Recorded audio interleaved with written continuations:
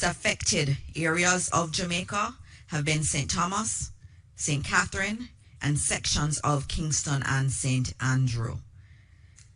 Obviously, we know the most affected areas have been on the western side of the island. In terms of water, there were just a limited number of systems down last night, a little bit over 70, but we have about 700 water systems that were down.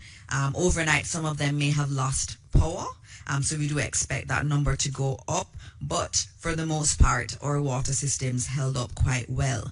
Turbidity is a concern, and so that may also throughout the day affect water supplies. In terms of our telecoms providers, they are getting assistance from Starlink to use satellite technology to assist many of our individuals and our companies to get back online. I know so many people have said they cannot reach their families in Western Jamaica. That's because of damage to the telecoms infrastructure. As you would imagine, a Category 5 hurricane is catastrophic.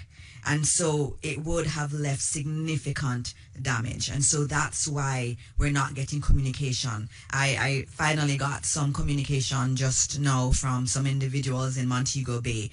So slowly we're getting some of our systems back up, and you should be able to reach your families, we're hoping, very soon. The other question we're being asked about is the airports. We are working to have Norman Manley up by tomorrow to facilitate relief flights. That's dependent on the assessment that's done today. As we speak, Minister Vaz, or Minister of Energy, Telecoms and Transportation, he is up in one of the choppers. He is assessing the damage at that airport. He's also looking at the Ian Fleming Airport to see if that is an alternative. We will not be able to give any information on Sangster International Airport in Montego Bay at this time. When we have that information, I will provide that to you. In terms of our roads, the National Works Agency has been given the all clear. They're already out there clearing major thoroughfares as best as possible. Obviously, in Western Jamaica, it may take more. We also know that in the center of the country, in Clarendon and in Manchester, there was a lot of damage, a lot of flooding too. And so they're out there assessing and doing and clearing the roads as quickly as they can. In terms of overall damage assessments, I think that's what everybody wants to know. What's the damage? It is really too early for us to say definitively what's the damage. We know it is Western Jamaica that had the brunt of the impact. We will have to give you that in the coming days. But right now, later today, the Prime Minister, Dr. the Most Honorable Andrew Holness, will be surveying the country. He will be going to St. Elizabeth, I think flying to St. Elizabeth, Manchester, Westmoreland, and also St. James as conditions allow. As I said before, Minister Vaz is with JPS and is looking at the electricity network and also at the airports to be able to give an assessment there.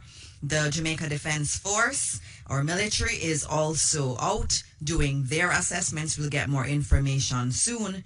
And Minister Tufton, or Minister of Health and Wellness, is also going out via helicopter to look at the damage to the hospitals, because that's also a key priority. So as soon as they have come back, we will be able to give you information and better guidance in relation to the damage.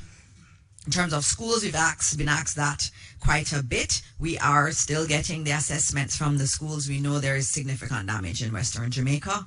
We will get those details as soon as we can. Individuals are also asking about the catastrophe bond that Jamaica has.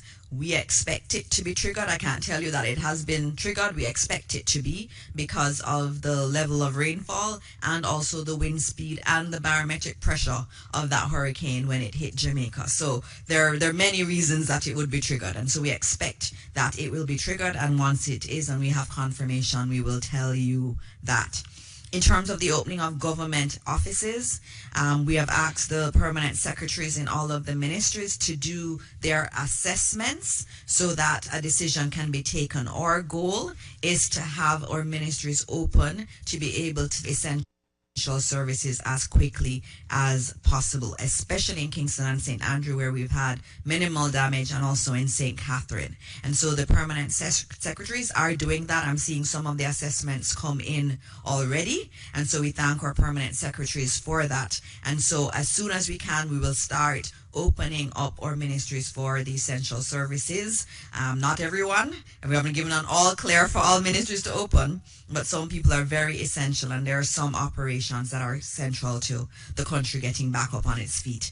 Our goal is to bring back up Kingston. Kingston has 1 million citizens, and so it is important that we get Kingston back up. It was not badly damaged, and we are grateful to God for that. And where there has not been much damage, we will bring those areas back. It's the same thing with electricity. The JPS has said that they will start restoring those areas that had minimal damage. So in Kingston, St. Catherine, St. Thomas, we'll start to see electricity being restored more quickly, and then they will move damaged areas. Those are the key updates I have for you. Just noting that based on Mr. Thompson's diagram and the trajectory of Hurricane Melissa, yes, it has moved past Jamaica, but it is going to affect some of our regional brothers and sisters, and we pray for them like they were praying for us. And so we pray for Cuba, we pray for the Bahamas, and we pray for Bermuda, as they are going to be seeing the effects of this hurricane that has so devastated parts of Jamaica. And so those are my quick updates. Hopefully I got through most of what was needed. I will now hand over to Minister Mackenzie, who will give you the update from our Office of Disaster Preparedness and Emergency Management standpoint. Thank you, Minister Dixon. I just want to say pleasant good morning to all Jamaica, and for those in the western part of the island who was impacted severely, just want to reach out and to say that we are all in your corners and we are hoping for the best. The first question I want to respond to, I keep getting a lot of messages about fatalities. We are not in a position to speak about any deaths because we have not had any reports of any deaths so far. So we cannot presume that there are deaths. I'm hoping that there are no deaths to report on, but we are not in a position to make an official statement on deaths because we have not received any such information. The general overview is that the country continues to experience the Hurricane Melissa, and the weather experts have given you a full picture of what is presently taking place and what we must expect over the next couple of days. I want to speak a little about the situation in St. James, which was severely impacted yesterday. The Barnett River overflowed up to 16 feet of water, covered sections of Montego Bay, Westgate, Catherine Hall, Howard Cook Boulevard, the Freeport, Alice Elmire Drive, Barnett Street. Public infrastructure was severely impacted yesterday in the city of Montego Bay. The infirmary was damaged. The municipal corporation, 2 floors was flooded out. Jarrett Park, where the homeless population was housed, we had to remove them to a different location. The St. James High School was being used. There are problems there. We know what is happening at Sangster International Airport, and following the tour, as Minister Dixon said, there will be a full detail on the state of the the Sangster International Airport. We have now been getting some level of communication between sections of Trelawney, St. James, Hanover, Westmoreland, and St. Elizabeth. And most of the calls that we have gotten are distress calls. Persons trapped on roof. The JDF and the Jamaica Fire Brigade, up to last night, we were contemplating what sort of approach to take, especially to catching all. But based on the conditions that existed, the first respondents decided that they would move, and as I speak, they are presently moving, especially in the catching all area and those areas, to see what the conditions are and to take persons out who are in need of getting out. Already we know the situation with the Ministry of Health and the number of health facilities that has been badly affected. The Black River Hospital has been devastated, for want of a better word. Falmouth in Trelawney, Cornwall Regional, the Noel's Homes in Hanover, and as I said before, the Black River Hospital, Percy Jr. in Manchester, Lionel Town, and the St. Anne's Bay Hospital have all had some effects from the hurricane, and steps are being made. But you know, Jamaicans, in the middle of all of this, a baby was safely delivered under emergency conditions. So there is a Gilbert baby, a Melissa baby,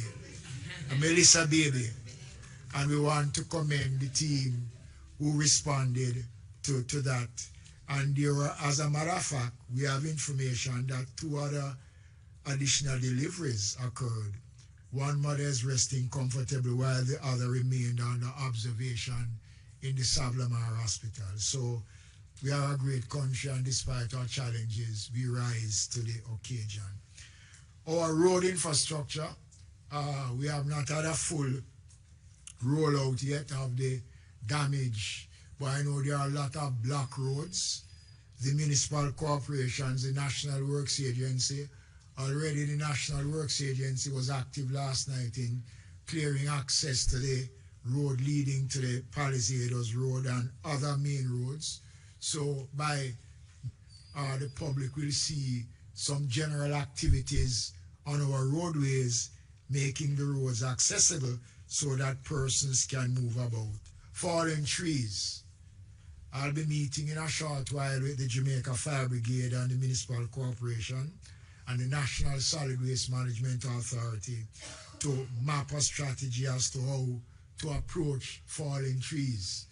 I want to urge the JPS to move, especially within the corporate area and other areas where there are fallen lines. And I said it yesterday, and I want to repeat it again this morning.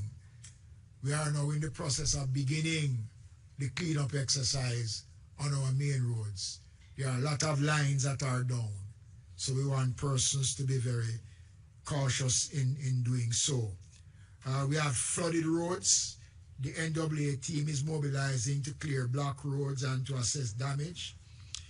As conditions improve, some of the roadways that were affected are Dalvey in St. Thomas, Hampton Green in St. Catherine, Caledonia Road in Manchester, and other roads right across the country. So we are just being specific based on the information that is coming into us.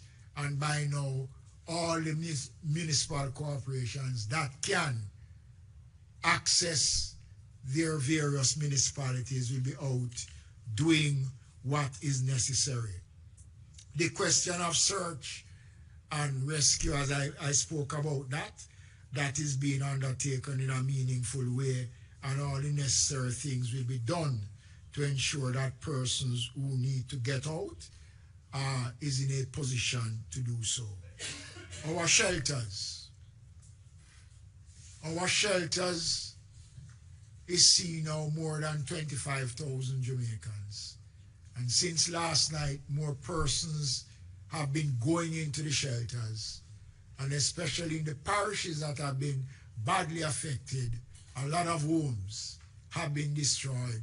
So persons now are going to the shelters. We are going to be looking at a long-term basis as to how we are going to deal with the numbers. I want to say to all shelter managers, parish disaster coordinators, and to the municipal corporations, no one must be turned back from the shelters. No one. And we are not contemplating in closing any shelters now. Once we have done the assessment and to see which shelters can be closed, we will do so. But for the remainder of this week, no shelters must be closed. All shelters must remain open. We are now going to be moving, working now closely and based on the direction that has been given, to start now to position ourselves, to start to have relief supplies going out to the various areas once those areas can be reached. It is not going to be an easy road, Jamaica. We have seen the extent of the damage. It is going to take a lot of time. I know that person's patience is not going to last for much longer, because when you are in need, persons want us to break the rules. While we are prepared to do everything to accommodate speedy response, we also have to be mindful of the protocols that exist and the fact that we have to be accountable, and we don't want to be accused of doing anything that is not within what the law requires us to do. I am quite sure that persons have waked up this morning wondering what their future will be like. As I said yesterday, the government is here. We are committed. We have already started to put the necessary things in place, and within the next couple of hours leading in tomorrow, you will see a lot more, and by late this afternoon into tomorrow, a more comprehensive report on the status of the country and where we are will be provided. But I can also assure you that during the day, if it needs be, we will provide information as best as possible. Thank you, ladies and gentlemen. Thank you, Minister. And this is the end of our press conference. As we end, we know that there are a lot of Jamaicans who are hurting, who are displaced, who are concerned about their future. As Minister Mackenzie said, no, we're here. The government is here. The entire country is here. And we're going to rally behind all of those in Western Jamaica as we also pray for them and pray for this wonderful country that we all love. And so we will see you again very soon. We'll put out a notice on when we'll have our next briefing, which will give you more information once we've done the assessments across the country. Thank you. And as always, God bless Jamaica, land we love.